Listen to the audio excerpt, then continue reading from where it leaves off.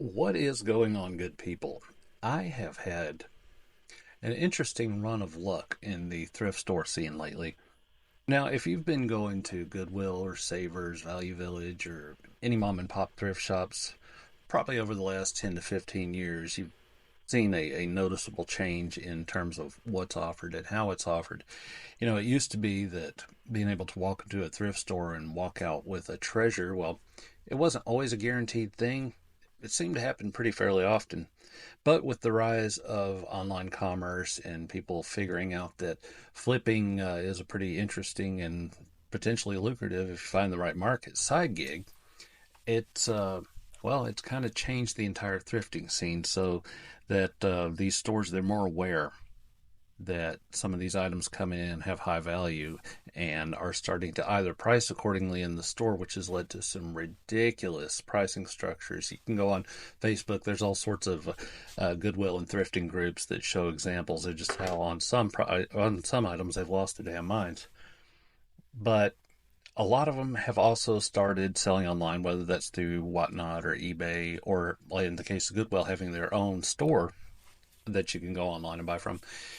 It's just the treasures are fewer and farther between.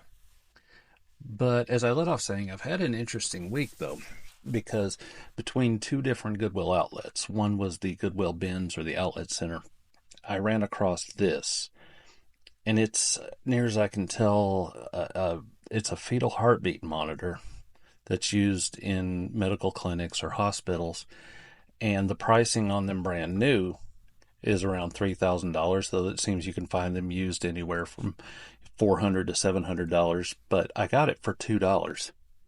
And of course, I do intend to flip it, so I guess that makes me part of the problem, right? But the very next day, I walked into one of the local stores and I made my way back to the electronics. That's always that, and the DVDs are the first two areas I hit.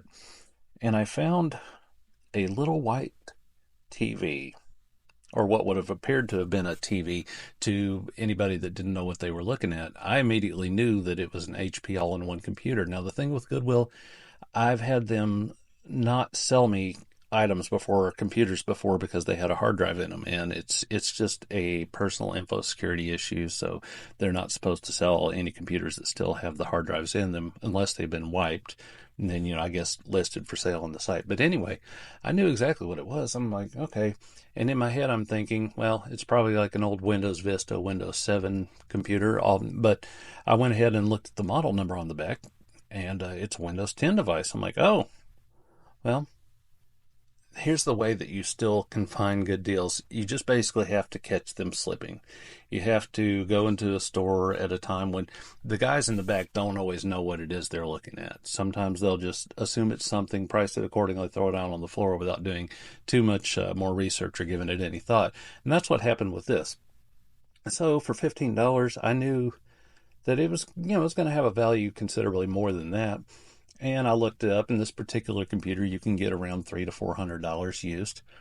And I took it home and fired it up, and was pleasantly surprised to find that it was in fact a Windows 10 rig, and it was eligible for the free Windows 11 upgrade. Now, you can look at the specs right here, and you can tell it's not a beast of a machine. It's 8 gigs of RAM. It's terabyte hard drive. It's nothing too fancy, nothing spectacular, but for a good just daily driver computer, just doing home office stuff, $15 is a pretty fantastic deal. And I say all this to say that, you just basically, the key to finding things in the thrift shops anymore, it really more now than ever is about persistence. You just have to hit every day, or every opportunity that you have to hit. If you're really serious about finding something of value and scoring a great deal, you just have to be in all the time. Now, I do find that it doesn't seem like it matters a whole lot what time of day you go in, because I found some really valuable items late in the day. And that's because they do tend to keep refreshing items throughout the day. Um, Now, if you could go in and stay for hours at a time, and while they're, wheeling stuff out over and over and over again, I guess you could find some scores that way. But if you don't have the time, I mean, really, I would almost recommend personally, just because it seems to work for me, the later parts of the day, after about 2 or 3 in the afternoon. But again, I say all to say that I can't talk, y'all. I'm about to go to work. I didn't sleep very well. Thanks, Sleep Number. No, I'm not blaming Sleep Number. I'm just still getting used to the bed, so my back's a little bit sore right now. But yeah, the deals are still out there, but you do have to catch them slipping. I would love to hear, seriously, your stories of like great finds, great treasures that you found sitting around that were priced ridiculously low because the store didn't understand what they have. And anyway, I'm going to go ahead and get ready for work. And as always, pick your battles because not every hill is worth dying on.